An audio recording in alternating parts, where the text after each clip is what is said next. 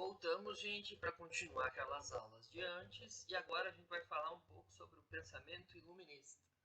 Coloquei essa gravura porque acho que é isso que as pessoas imaginam. Os cachorrinhos voltaram. É isso que a gente imagina quando pensa em iluminismo, pelo menos para quem estuda história. Alguns homens sentados em torno de uma biblioteca ou em algum café, algum bar, discutindo suas ideias geniais. Realmente esses caras produziram algumas ideias geniais. Não o primeiro, mas um dos precursores deste movimento iluminista vai ser o Immanuel Kant, filósofo alemão, ou do que é hoje a Alemanha, porque na época a Alemanha não existia, ele era prussiano, nascido em Königsberg, que hoje pertence à Rússia.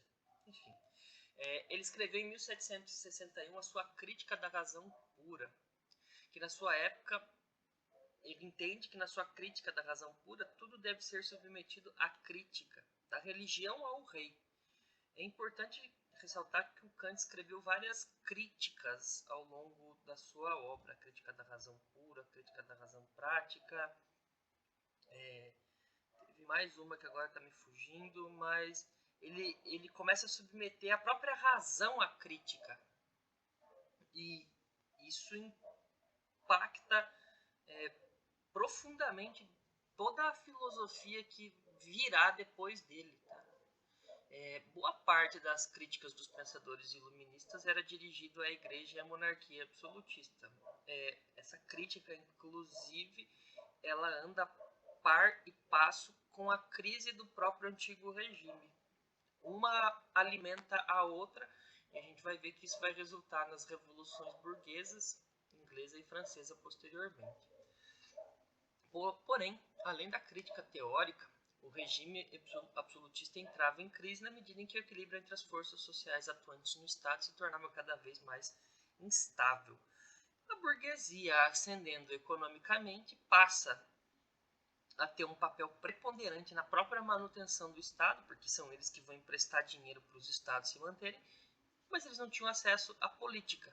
E o iluminismo é um movimento intelectual de cunho burguês mesmo. Então, percebam como as coisas acabam se juntando nesse processo. No caso da burguesia, a crescente prosperidade e a autonomia recuavam por causa do pagamento de impostos, que eram fundamentais para o Estado absolutista se manter. Os impostos variavam conforme o grupo social ou região e havia superposição de leis e privilégios de toda a ordem em benefício da nobreza. Os nobres simplesmente não pagavam impostos, ao contrário, eram incapazes de eles receberem impostos. Então isso também tem que ser submetido à crítica. A nobreza, é óbvio, defendia os seus interesses e privilégios hereditários, colocando-se como uma verdadeira ameaça ao rei e dificilmente aceitando algum tipo de mudança ou reforma. E isso vai se estender por muito tempo em muitos países. Tá?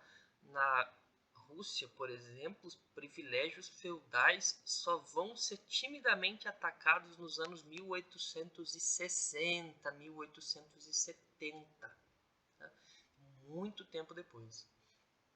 O controle de alguns setores do Estado, representados nos tribunais e unidades militares, transformava o reino praticamente refém dos interesses das classes nobres, que tinham o domínio sobre o tribunal e sobre o exército. O rei vai poder fazer alguma coisa, ele tinha que arrumar um exército ainda maior para poder atacar esses nobres. Então, o equilíbrio de forças era bastante delicado.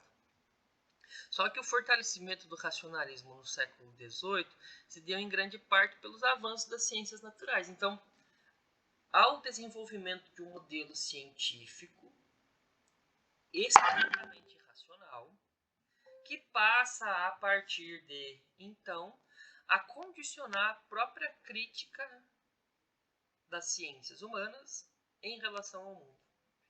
Esta é a base política, social e intelectual daquilo que vai ser conhecido como século das luzes, dos homens que chegam com a luz da razão para iluminar as trevas que existiam até então. As ideias políticas de fundamento racional prosperaram muito nesse período. sobretudo na Inglaterra e na França. Na Inglaterra a gente vai ter o Thomas Hobbes, o John Locke, o Francis Bacon e alguns outros. A gente vai ver mais o caso francês, tá? Porque o absolutismo na França vai ser o mais conhecido. Nesse contexto de crítica ao absolutismo, destaco-se três importantes pensadores: o Voltaire, o Montesquieu e o Jean-Jacques Rousseau. O Voltaire ele retoma os princípios dos direitos naturais do John Locke, aos quais acrescentou a liberdade de expressão. Quais eram os direitos naturais para o John Locke? A propriedade, fundamental, esse era um direito dele, e o livre uso da sua propriedade. Além disso, o Voltaire vai dizer que a religião e a igreja, enquanto instituição, estão completamente corrompidas. Então, e o modo como a religião corrompida pastoreia o seu rebanho de fiéis é algo que deve ser transformado. Então, ele vai fazer uma crítica à igreja, ele vai fazer uma crítica à nobreza, ele vai fazer uma crítica ao rei.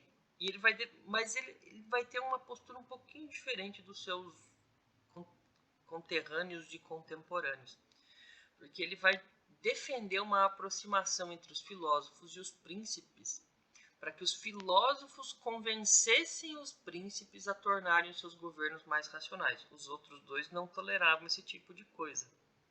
Então, no Voltaire, a gente vai ver as bases das monarquias esclarecidas. Tá? O Montesquieu, ao contrário, o Montesquieu tem uma importância relativamente grande até hoje. Tá? Ele pensou na forma como a sociedade poderia limitar o poder do Estado e encontrou a solução na criação de uma constituição que expressaria os valores da sociedade e que deveria ser respeitada por todos, incluindo o governante. Ou seja, o poder do rei não está acima da lei. Ao contrário, é a lei que outorga o poder ao rei. Então ele tem que obedecer à lei. Ele defendia o estabelecimento de 3 poderes como forma de evitar o despotismo: o executivo, o poder responsável pela administração de um território; o legislativo, o poder responsável pela criação das leis que vão ser usadas pela administração do executivo; e o judiciário, que julgará se as leis estão sendo seguidas correta ou incorretamente por qualquer pessoa que tenha burlado a lógica da lei. Já o Rousseau vai ser bastante diferente em termos absolutos dos dois anteriores. Porque se o Voltaire entendia que a propriedade privada, tal como definiu Locke, é um direito natural, Rousseau vai falar justamente o contrário. Ele vai falar que é o surgimento da propriedade privada que dá origem aos conflitos entre os homens, bem como a perda do caráter ideal presente no estado de natureza. O Rousseau diz que o homem nasce naturalmente bom e a sociedade o corrompe.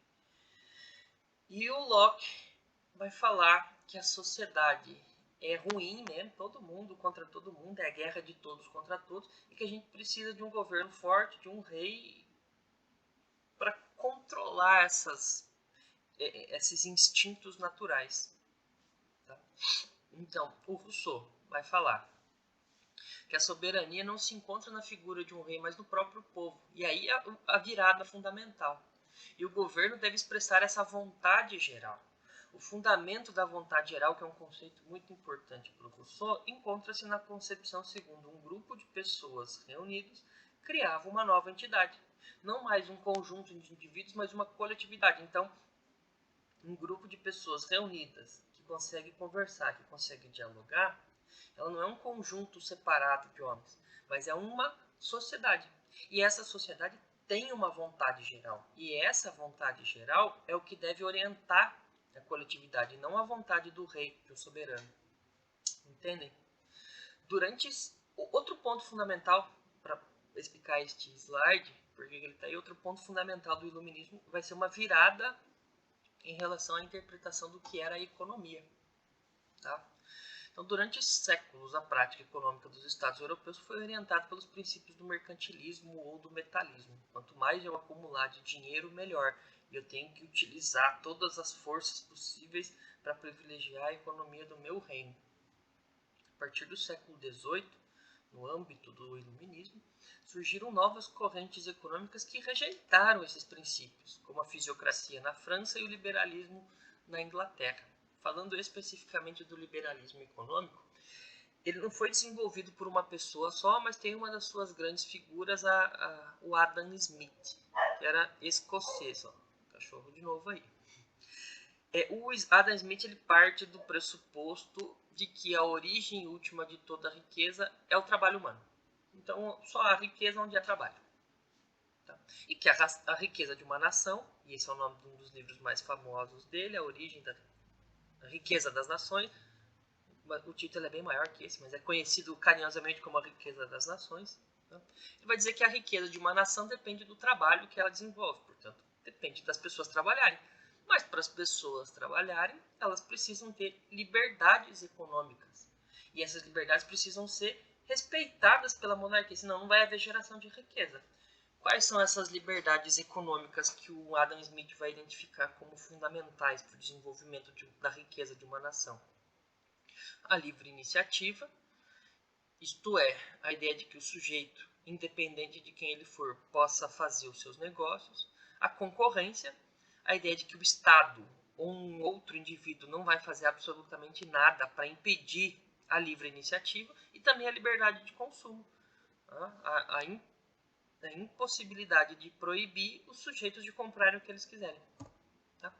Agora a gente vai ver outro assunto, tudo bem? Então até o próximo, gente.